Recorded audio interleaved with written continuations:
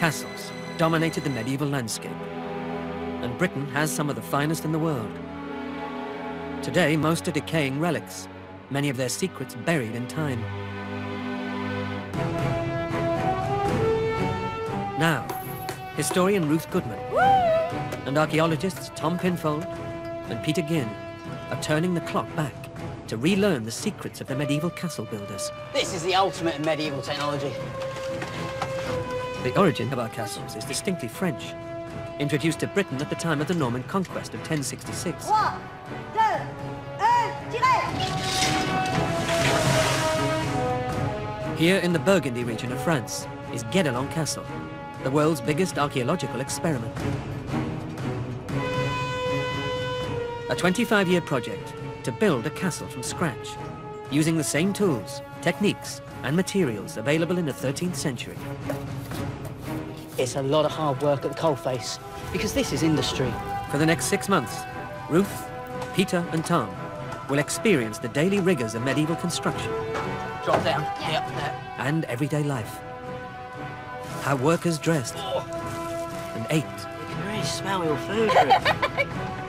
And the art of combat. This is the story of how to build a medieval castle.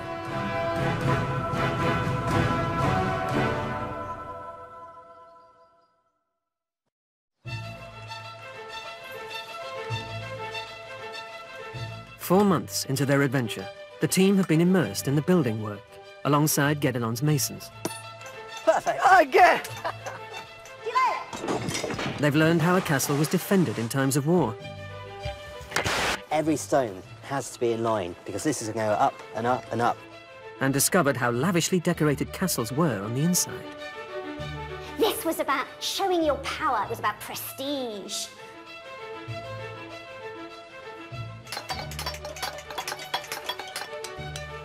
Now the team delve deeper to discover the secrets of the skilled communities whose combined expertise made such mighty castles. It's just this mass of molten metal. Castles were not made from stone alone, without the mastery of the medieval blacksmiths transforming metal. And the carpenter's sophisticated grasp of geometry. Wow, is all I can say. The castle could never be built at all. This is one of those moments when everything comes together extremely fast in quite a dramatic way.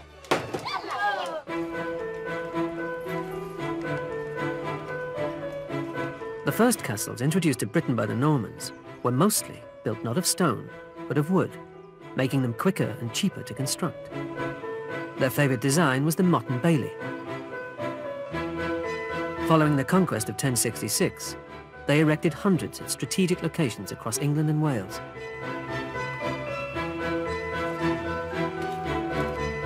One of the first structures completed here at Guédelon is an example of a classic wooden motte and bailey. You know, I can never remember which one's the motte and which one's the bailey. The motte is your mound, on top of which you're probably going to end up with a wooden tower like this, which in our case in Guédelon goes on to be the Great Tower. And your bailey is the area enclosed by your palisade fence, as we can see here. So this could be your bailey. So the bailey becomes the courtyard, the palisade fence becomes the curtain of walls. Exactly, that's the evolution of the castle right there, really, isn't it?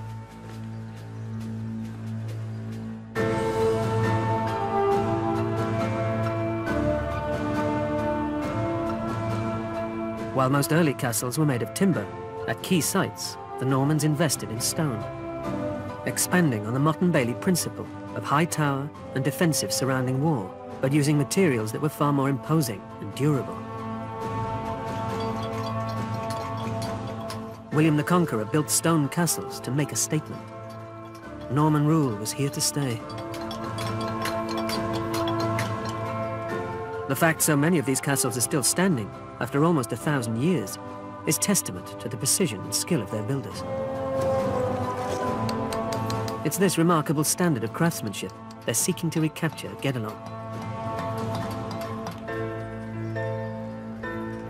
Most of the walls are built with rubble stones, which are easy to produce in the quarry. Every 10 feet, the masons build levelling courses, rows of carefully dressed flat stones that strengthen the wall and also allow the masons to regulate the structure. And it's too irregular. If you're using just blocks that are shaped but not specific, you'll actually end up with a weak wall. By putting in the levelling courses, you flatten everything out, you start building again from a horizontal surface. And so you'll do that again and again, right up to the top. And that just keeps the strength of the wall and allows you just to basically balance out and work from a flat surface. Tom is helping to extract a particularly large stone from the quarry by the castle to use in a levelling course. Mathieu Rigaud has been a quarryman here for 9 years. At the moment, we're just making a small hole, and into that we're going to insert the wedge. What we want to do is hit that perfectly, and that should actually work its way along a natural crack in the rock. So it's not as simple as just smack, smack, smack, there's your hole, put in the wedge. Comme ça? You fais taper comme ça. Okay? Ouais. Yeah. Each different type of rock has its own extraction method, and quarrymen's skills were handed down from father to son.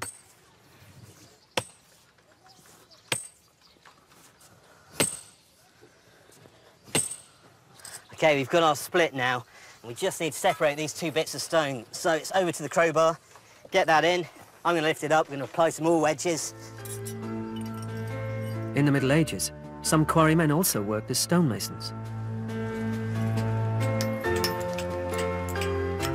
Masons were well-paid free men who enjoyed exceptional status among the workers of the age. They travelled widely, their skills constantly in demand for building great castles and churches.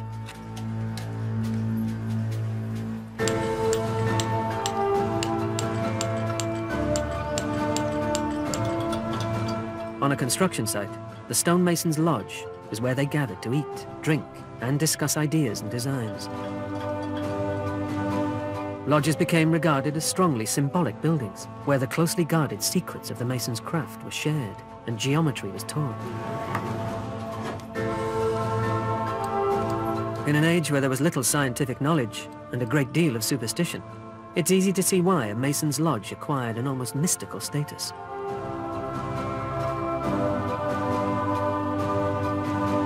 Professor Ronald Hutton is a historian, specializing in medieval and early modern folklore. We're sitting in a mason's lodge, and those words sort of conjure up certain images. Is that true? I mean, was there any such thing as Freemasonry in the 13th century? Certainly not. Freemasonry as we know it comes along in the end of the 16th century. Actually in Scotland, where they decided to pull together the mason's skill of understanding geometry and structure in order to try and understand the secrets of the universe. And that began this secret society of people dedicated to knowledge, which grew into Freemasonry as we know it. So it has absolutely nothing to do with this sort of medieval tradition of building? Well, medieval masonry is the seed and modern Freemasonry is the full-grown plant. If you're a medieval mason, you are doing God's work. You're building God's houses, the churches and cathedrals. And as God is the grand architect of the universe using natural geometry, so human masons reproduce that. They are sub-creators, but are also in a highly mobile, skilled, dangerous trade. That's why a lodge like this is so important. If you are a free mason in the medieval sense, in other words, you're free to go where you like, to have a place like this, a temporary home from home, where masons can gather, share information, share hot tips, and simply live, play dice, booze, chill out after the day's work is done, is absolutely essential. Stonemasons were not the only skilled craftsmen on a castle building site.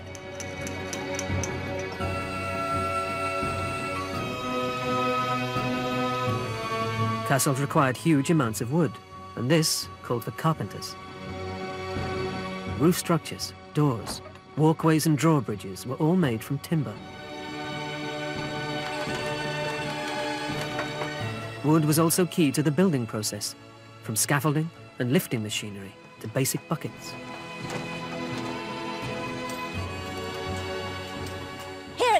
The wooden scaffolding is a really visible part of the build. It's also one of the most precarious and potentially dangerous. Indeed, we know that in 1138 at Canterbury Cathedral, William Sens, the master builder, was up inspecting the high vaults when he fell from the scaffolding and was paralysed.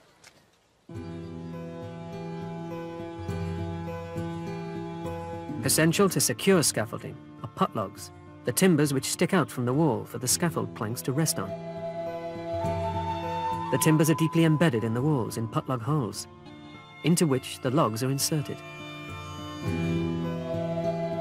By planning putlog holes at regular intervals, the timbers can be continually raised in line with the stonework, avoiding the need to build a scaffold up from the ground.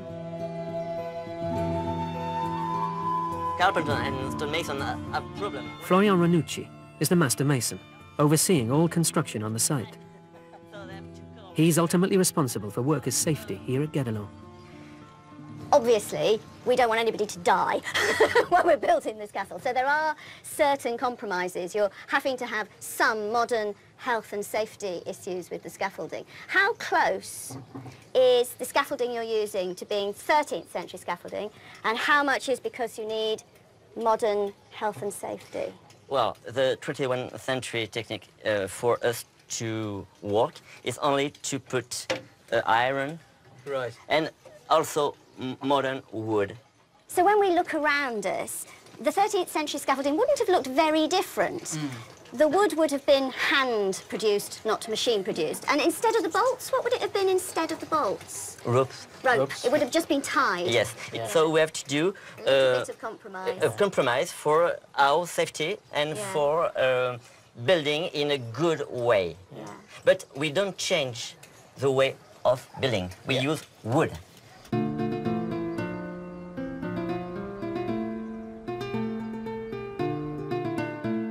The completed castle will have a chapel built into the east tower, where the Lord and his family could practice their religious devotions.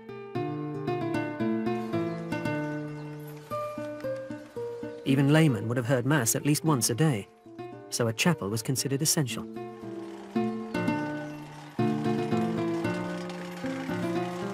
On passe ici, là? Nicolas Touchefeu is head carpenter here. They must get the scaffolding in place to enable the masons to build the next level of the chapel tower. The masons have made a putlog hole, and the carpenters have prepared the wood in advance, complete with a mortise and tenon joint, something still favoured by carpenters today. There we go. So not only do you have a mortise and tenon here that can be pegged, you've also got a bird mouth joint. So the putlog is actually sitting on this as well as in it to give it maximum security. And then that putlog goes into the castle wall. Pegs? In this side. This side? It's secured with oak pegs. More? No? It's okay. Okay. And that is the scaffolding. In, and the build can commence.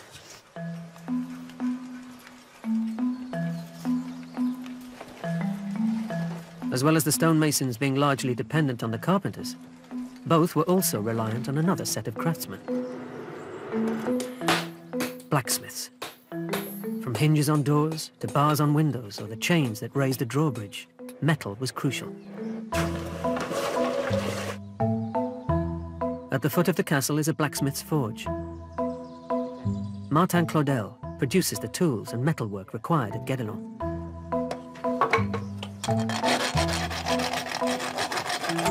Peter and Tom are helping mix crushed clay with sand and water. They're going to help build a furnace, or bloomery, to smelt iron for tool making. Think about a blacksmith shop, you think about all the little bits of metal kicking around, bits of broken nail, bits of fragments of iron that come off when you're smashing it with a hammer. And this furnace is a way of melting those all down and turning them back into metal that can be used. These big old bellows.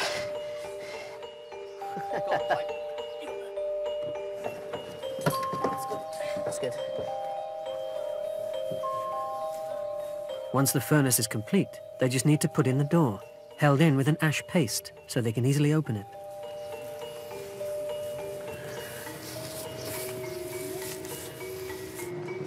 The giant double bellows are attached to the furnace to pump air into it when lit, raising the temperature from 800 to over 1,300 degrees, sufficient to melt the scrap iron and steel. It's a lovely melodic sound with the bellows. It's respiration. Breathing in and out.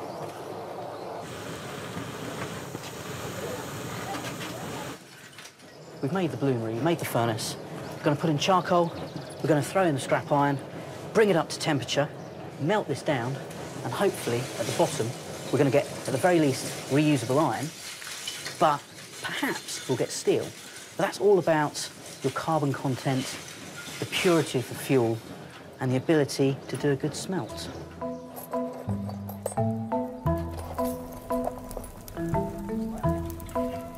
Steel is iron with a specific amount of carbon dissolved inside its structure. When the temperature in the furnace rises, more and more carbon from the charcoal is absorbed by the iron. But it's a difficult balancing process. This was medieval technology, long before a modern understanding of chemistry.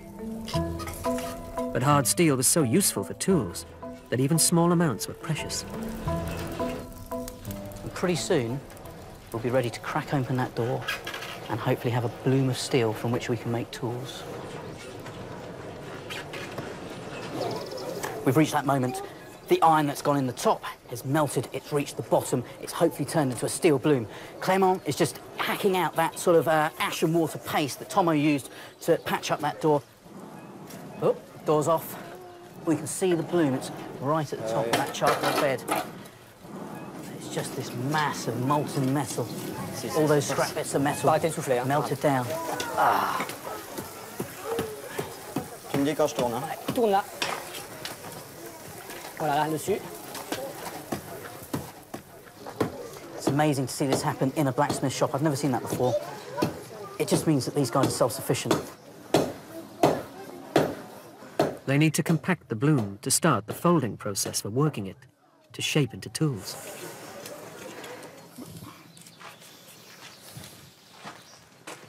Next, the metal is rapidly cooled, or quenched in water, to lock in its hardness. Martin then tests it with a steel file. Parts that feel softer than the file are iron. Harder bits are hopefully steel. But if we got steel, we just have to work it to see. Being able to produce hard steel enabled blacksmiths to make sharp cutting edges of tools like axes, which is what Martin is going to forge later.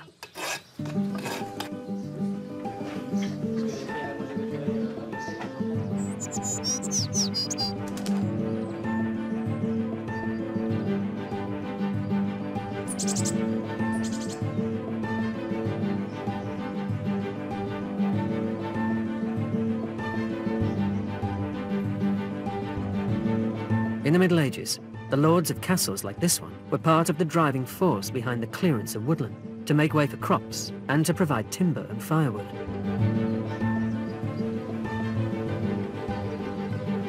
There are more forests in France today than there were in the 13th century.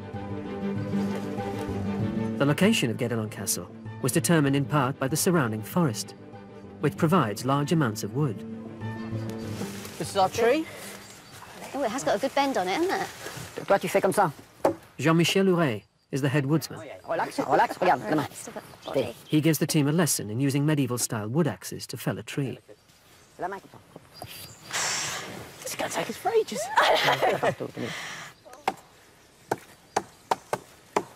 Trees were selected with specific uses in mind, depending on their size and shape. Faut leur expliquer qu'il faut que ça soit comme un gros crayon, en fait. Hein. So you're trying to make it look like a big pencil at the bottom. Sarah Preston, the site administrator, is helping overcome the language barrier. Ah, le bras, attention. Il a pas un bras.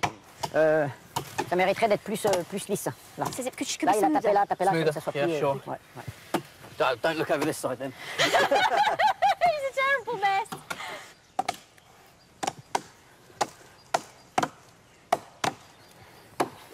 So Jean-Michel's saying we're getting to the final stages now. What he can't tell us is where the tree will fall exactly. So it could actually fall back this one. Potentially. So what you're going to do is keep working. So you keep working, and at one point you will start to hear the tree cracking. Don't stop.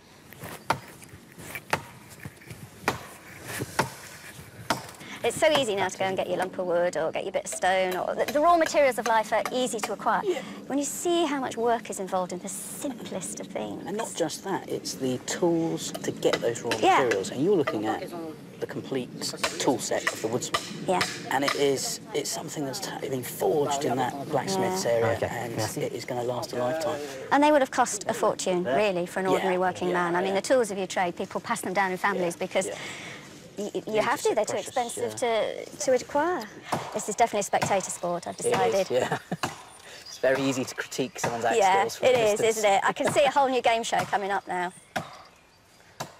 Can you hear the crack yet, Tomo? I can hear cracking. I don't know if it's actually the tree or me.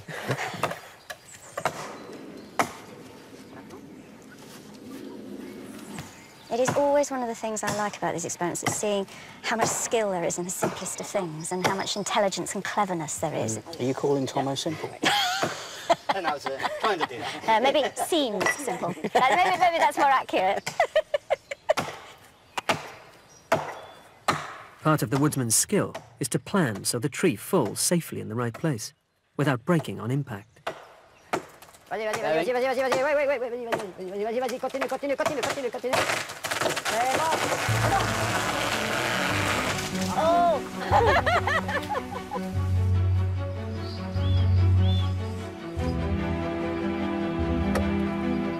Once the trunk has been squared up, it will be used by the carpenters up on the chapel tower.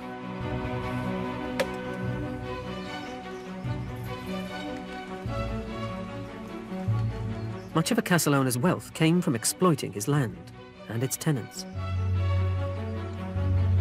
One way of doing this was to build water mills, providing a regular source of income. These mills would have made a huge difference to the lives of local villagers and labourers. Producing flour for their bread required up to 2 hours a day of hand grinding. But one mill could produce as much grain as around 40 people grinding by hand.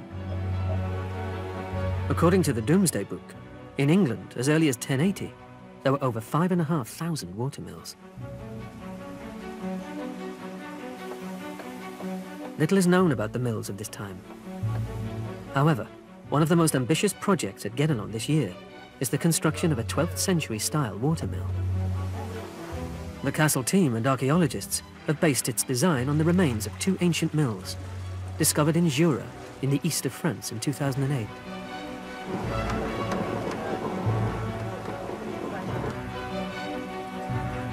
Sophie Windsor is one of a team of carpenters who've painstakingly worked on the water mill over a 2-year period. Today is the moment of truth. Today we are going to try to make some flour in the water mill. So we are going to open this sluice, the water is going to run, and hopefully the wheel is going to turn and grind some grain. So being able to do this, you can actually see it working and relate it back to the evidence you found in the archaeological record. Yeah. So this is why it's absolutely experimental archaeology. That's why we tried several times, and each time we have maybe to change some pieces and to do some modification. So I think you can start by opening the sluice. Get the water down there. Yes, and then we will need someone to watch if the wheel is all right with the paddles and everything stays. So there is an emergency stop here with somebody ready to close it, because if there is something in the mechanism, it destroys everything in a minute. And that's a lot of work, really, very quickly. So we can say that. emergency sluice. That sluice. People making sure those paddles are fine. Yeah, and checking if there is no big trouble in the gear. Yeah. Boom. Stuffing across, bridging it. Oh, wow. Better get down to our second station.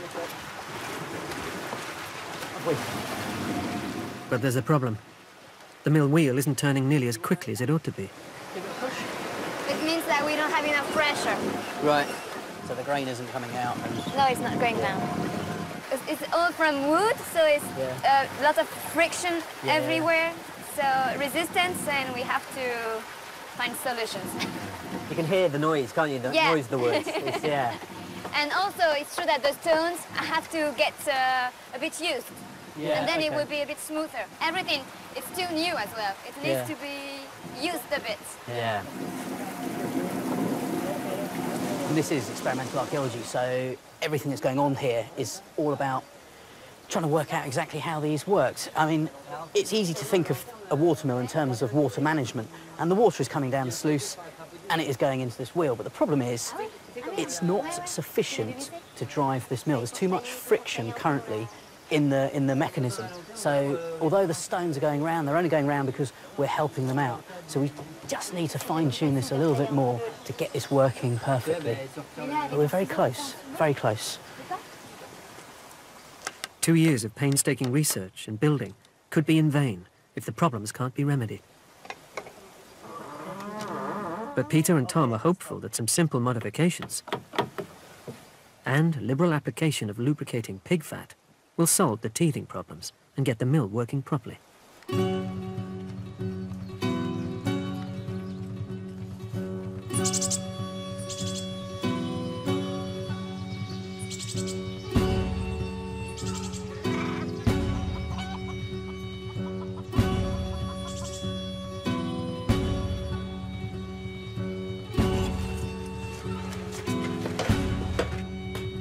Perhaps the most essential part of the blacksmith's role was keeping the workforce equipped. The stonemason's tools become blunt after a few days' work. Without a blacksmith to sharpen them, all the stone cutting on site would come to a halt in less than a week. Because iron and steel were so costly, tools needed to last as long as possible. But today, the blacksmiths are making a new side axe.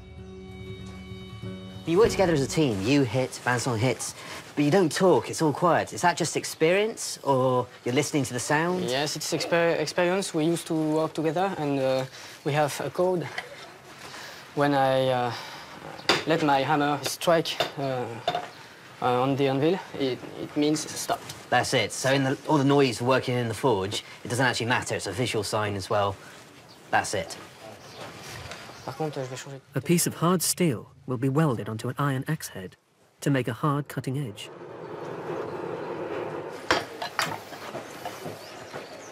The blade is starting to taper down. I'm going to cut it any minute now.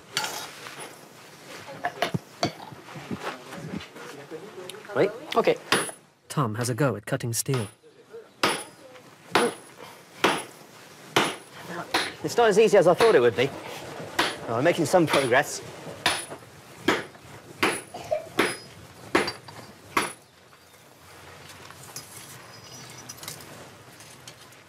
What the guys are doing is just measuring up the steel against the iron axe head.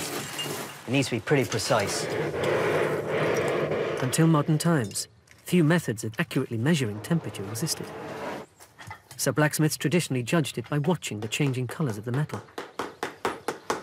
Once the iron is white hot, the hard cutting steel can be welded onto it.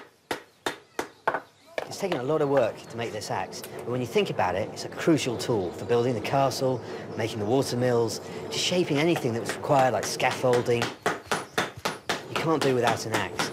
And these guys are working hard constantly to just make sure those tools are available for the entire site. The climax of the process, changing the qualities of metals, was one of the medieval blacksmith's most carefully guarded secrets. Martin heats the axe to a critical temperature, which changes the steel's structure. He then quenches it in vegetable oil, which locks in this new hardness without distorting the blade as water might.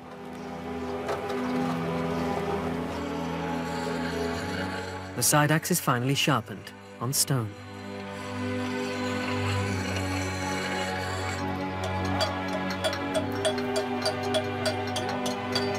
Medieval stonemasons may have been revered, but many held the blacksmith's craft as supernatural. Blacksmiths were intensely magical because since prehistory, they'd performed this extraordinary sorcery of conjuring metal from rock and then fashioning it into beautiful things. Medieval blacksmiths were regarded as great healers. A pregnant woman afraid of labour, a sick child, an adult with a lingering illness would be laid upon a blacksmith's anvil, and the blacksmith would pretend to hammer them, to hammer the illness out of them. And people really believed that, like royalty, they had the power to heal by touch.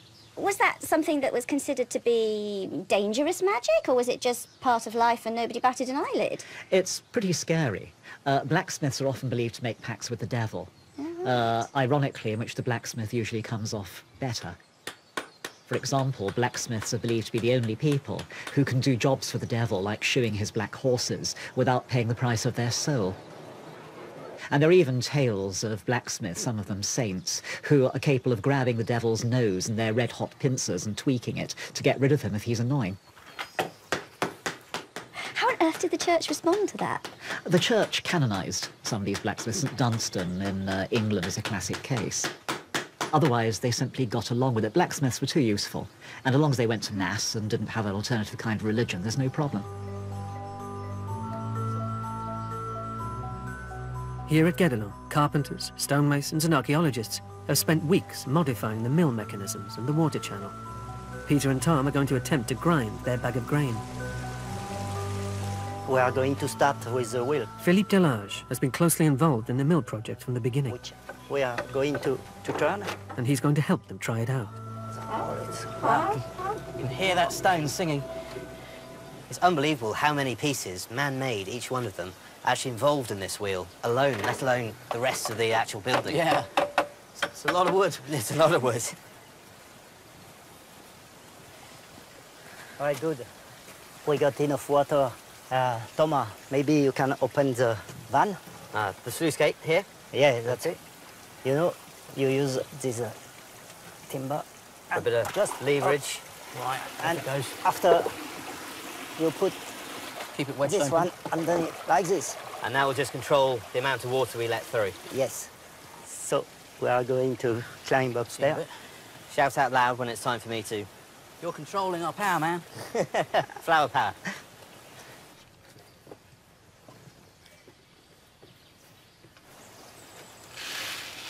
Fill the hopper with grain.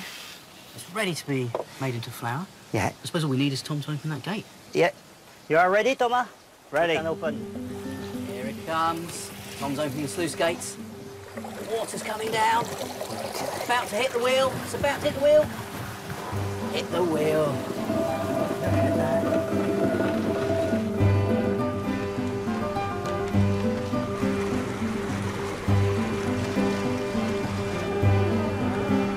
The mill has a paddle wheel, 8 feet in diameter. This turns an axle, turning the smaller pit wheel.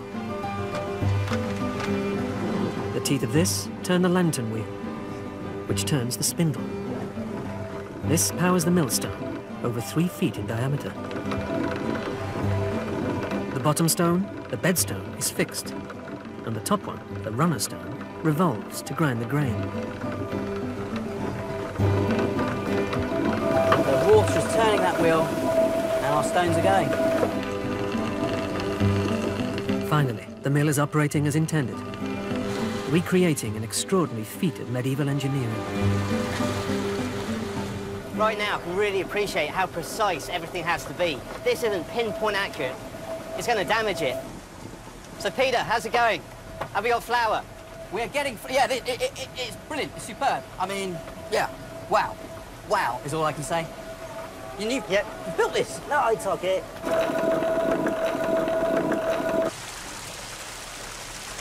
I can't believe such a low head. I mean, that water is falling maybe a metre, going under a wheel.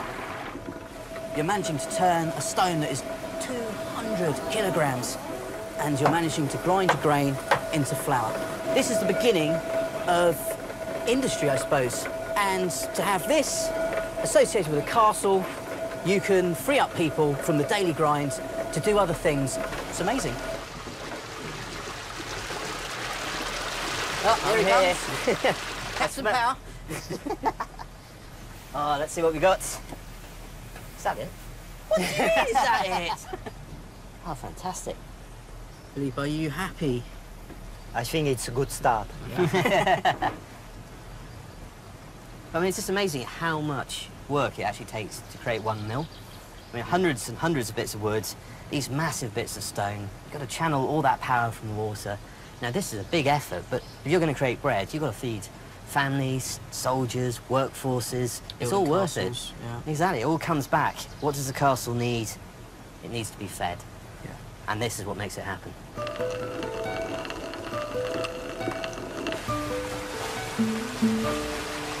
And once it was up and running, as well as producing food for the inhabitants of his castle, the lord could start making money from his mill. Tenants on his land would have been obliged to use it and pay for the privilege.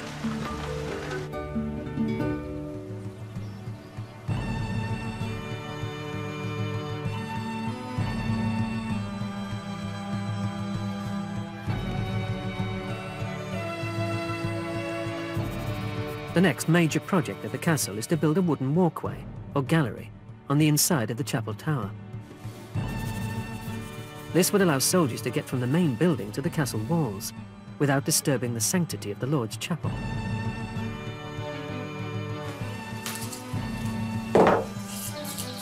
In the Middle Ages, carpenters used geometry to plan their wooden structures.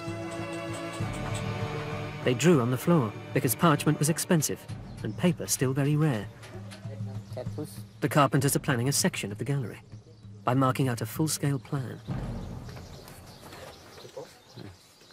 Every piece of wood in Gedlon Castle starts its life here on the tracing floor. First of all, the plans. They are drawn on the floor to a one-to-one scale. Medieval units of measurement were not standardized, varying from place to place.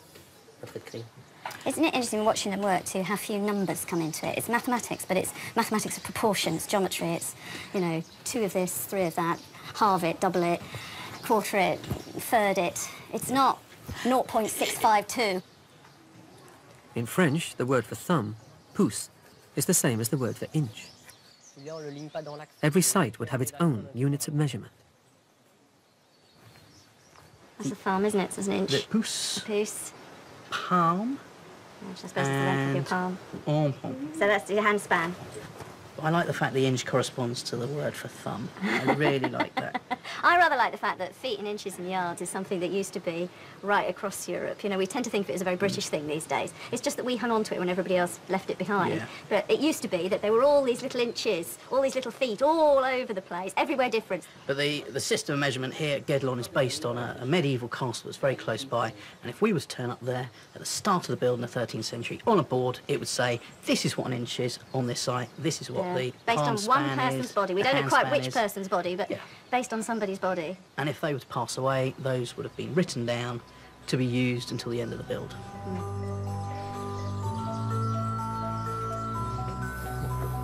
To make a straight line on the tracing floor, It needs to be quite tight. they use string with red ochre powder. Pull it quite high. Yep, okay. Corresponding lines are made on each section of wood before matching them to the floor plan.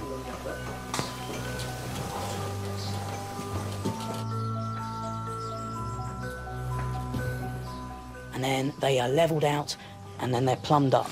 So you're constantly jiggling and it's very, very subtle. Little wedges going in to make sure everything's perfect.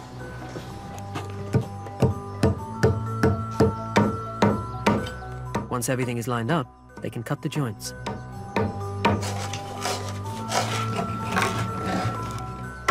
They also chisel carpenter's marks into the wood. These are a code to identify the pieces of the frame, making it easier to reassemble on the castle walls. Each team would have had their own code. Finally, they assembled the completed frame.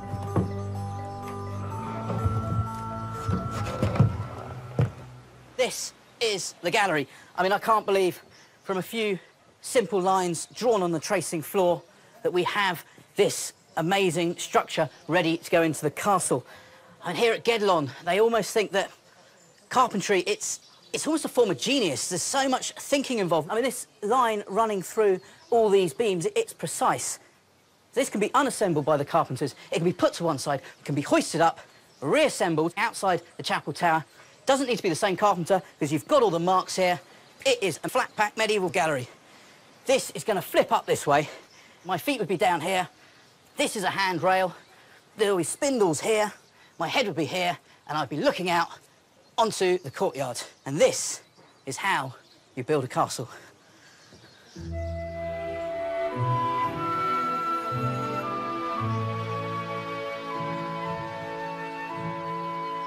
It's thought about 30 people would live in a castle like this, from the lord and his family down to servants and guards. They would have been fed from the castle kitchen. and bread would have been the staple of all their diets. Made in the stone bread oven. So it's spongy and quite nice, look at that. Ruth and Tom are going to try making a basic bread with flour from the new mill. Ruth is using a rising agent, which was popular in the Middle Ages. Smells a bit of alcohol in it. Yeah. Well, sourdough is probably the most ancient method of raising bread because there's next to nothing involved, you know, you're just saving a bit from the previous day's batch. When I made the last batch of bread, I just broke a little bit of dough off and put it to one side, and I popped it in some water with a fresh little bit of flour, and this is the result. So sourdough is literally sourdough? Yeah, it is. There's no trick? There's no trick. There's no trick to it at all. So I've not added any yeast, and I won't add. And this is going to be an awesome carbohydrate for us, a real staple diet. It is. I mean, this is your real basic working man's bread. I mean, I'll be honest, at the moment it doesn't look that appealing, but I guess you've got work for me to do. Well, do you want to give it a knead? Go on. I'm a Do I big add any of this? Yeah, add a little bit at a time and just start working it in. So it is fingers in, like you're mixing lime putty, you know, that sort of thing. Turning it in, then I'm making Turning it in. cement. That's it. I mean, it's starting to look a bit more how I imagine bread would look at this stage. Yeah. I thought I was coming in for a break. Go into the kitchen, you said. No. Well, it's not my fault you admitted you'd never made bread.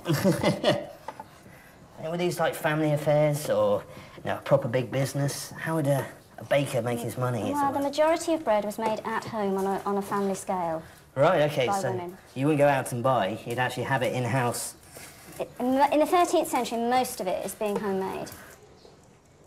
OK, that's behaving much more like a lump now, isn't it? When you think, work is involved in this at every stage, it's massive effort, isn't it? It is a big effort. So you're happy with that? So just roll it into a nice loaf shape.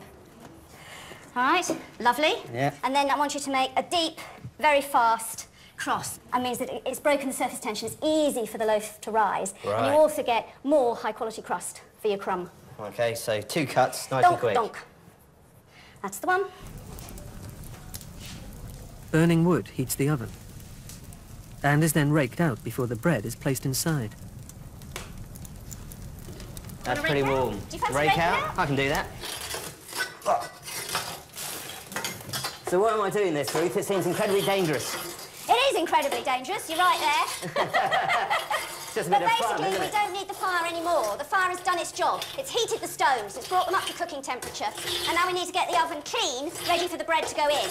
Right. And we also want to put a little bit of steam in there so that it will help that final rise. Just scrape it all to the side so you've got access to the fire.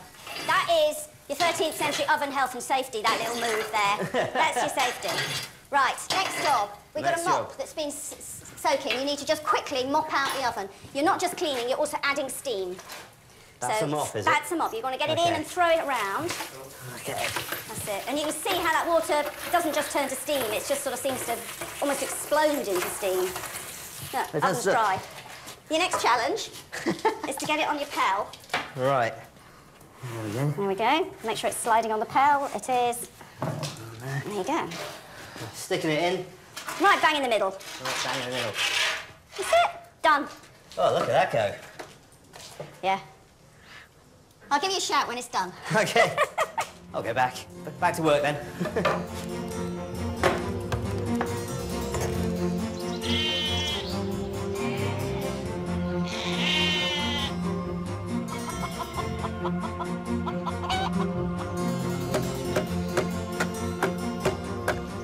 While the bread bakes, Tom tries out the side axe Martin made to square up wood, creating flat faces from a rounded trunk. This is the weirdest axe I've ever used. It's that the balance is all off. So we've got a cutting edge and a flat side, and that actually helps to cut, but also force some of these fibres apart. Put the axe down like this, you can actually see the pole is slightly tilted, and that allows you to work along the wood nice and close. But because you're holding it here, there's no risk to your knuckles or your fingers as you work. But what it comes down to, and what I'm having trouble with, is that fine-tuning. I know what I want to do, I can see what's marked out for me, but I'll be honest, it's always happening that way.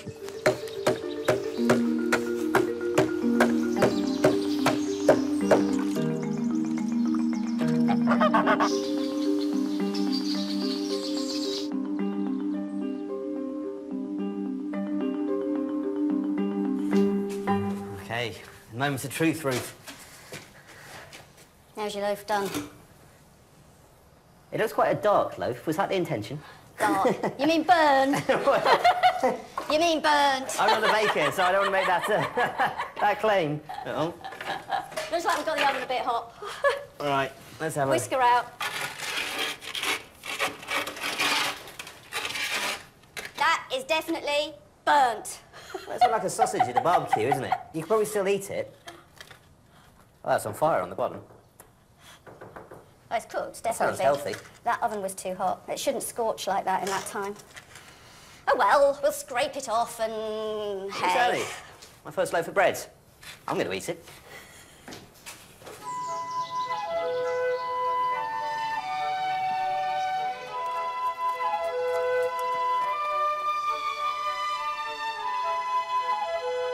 The wooden gallery is ready to be installed beside the chapel tower.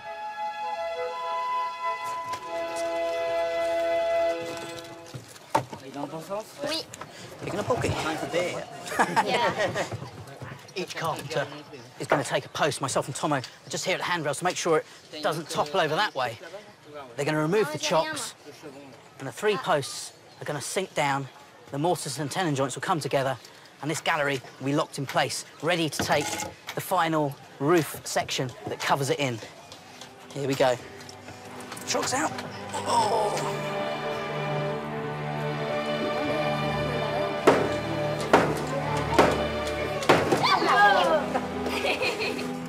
C'est bon, Nicolas? And the gallery's in place.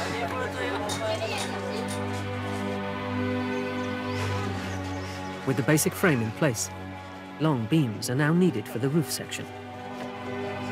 Come on. Sorry, mate. Push. Sorry. Straight up, yeah? Yeah. Okay. After all that slow work where people seem to work for hours and hours and hours and produce very little, this is one of those moments when everything comes together extremely fast in quite a dramatic way. And that... When you are ready. Up. Going to... Yeah. Drop down. Yeah. Yep, there. Okay. Yeah. Et il faut l'envoyer vers moi.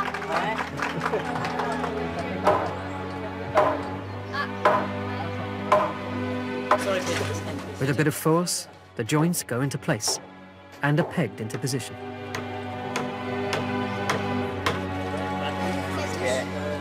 Just need to pop a roof on it. And there you are. You've got a link between the Great Hall and the curtain wall. It's physical work, but to think when we first saw that drawing of what this was going to look like, Yeah. I didn't think we'd actually see this at the end of it. It was brilliant.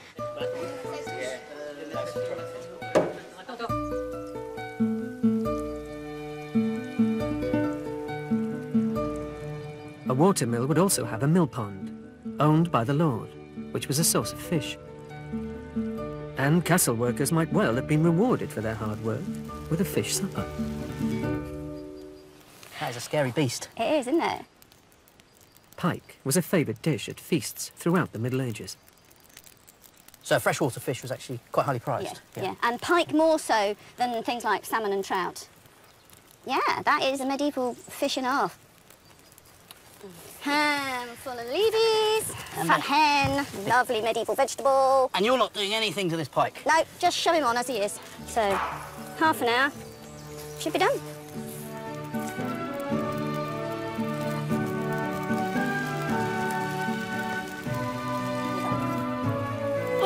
Yes, yes, yes, yes. Oh, don't drop the fish. You smell good. OK, straight to table, I say. Straight to table. The pike is ready for presentation to Sophie, Philippe, and others who worked so hard, building the mill and gallery.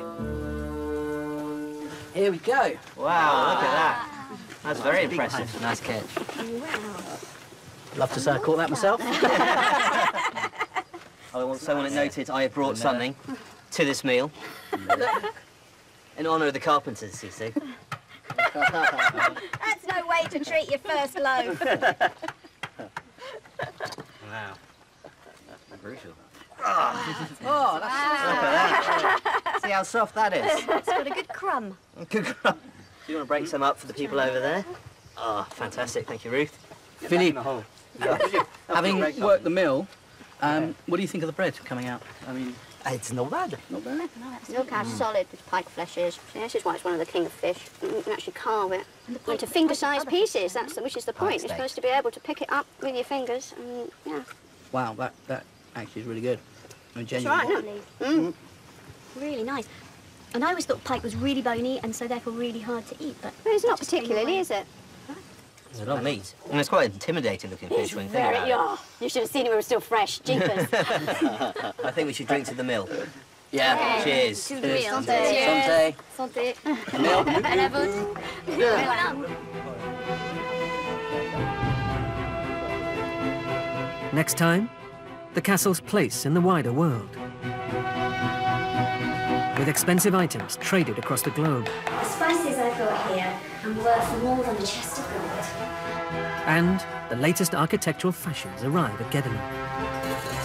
Black, white, Byzantine-inspired archway.